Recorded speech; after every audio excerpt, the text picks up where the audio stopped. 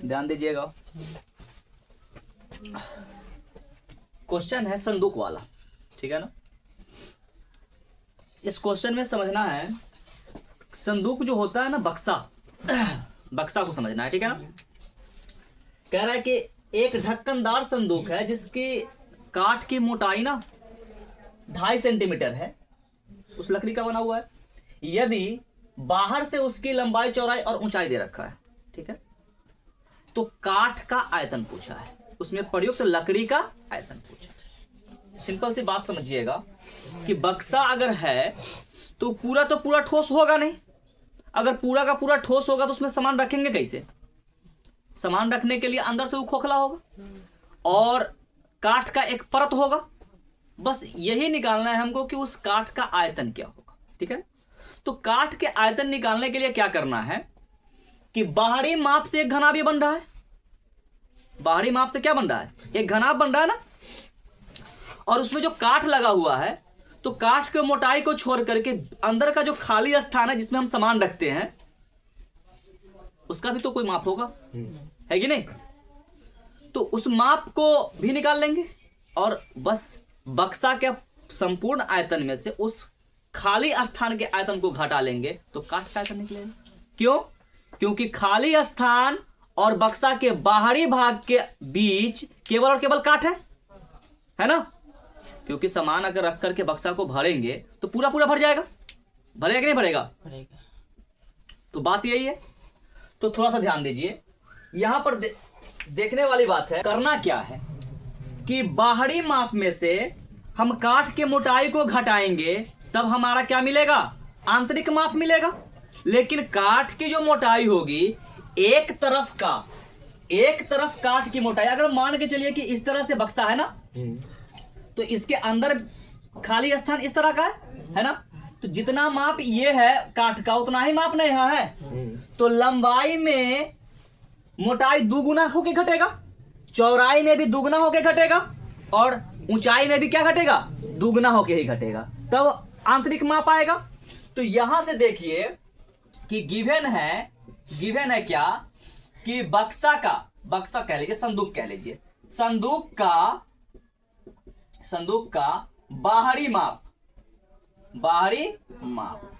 तो बाहरी माप में लंबाई को क्या कह देते हैं? L1 बराबर कितना? 1 मीटर को 100 सेंटीमीटर कह सकते हैं ना। B1 को क्या कह लेंगे? 60 सेंटीमीटर। और H1 ये 50 सेंटीमीटर, ठीक है। अगर हम इसी बक्सा का आंतरिक माप देखें, आंतरिक माप, तो आंतरिक माप क्या होगा? L2 बराबर हो जाएगा 100 माइनस 2 गुना क्या? मोटाई, 2 गुना मोटाई किसका? काठ का। 100 माइनस 2 गुना मोटाई तो 2.5 है, तो 2.5 में 2 से गुना करेंगे तो कितना होगा? 5। 100 में से 5 घटा तो कितना आ गया? 95 सेंटीमीटर। क्लियर ना। B2 कितना आ जाएगा? तो 60 माइनस 5, 60 माइनस 5 कितना? 55 सेंटीमीटर। और H2 कितना हो जाएगा? 50 माइनस 5 इक्वल टू कितना? 45 सेंटीमीटर। कोई दिक्कत नहीं ना। अब यहां से देखिएगा क्या है कि काठ का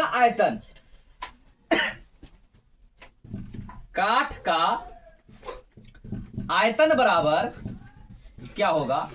संदूक के बाहरी आयतन माइनस आंतरिक आयतन। संदूक का बाहरी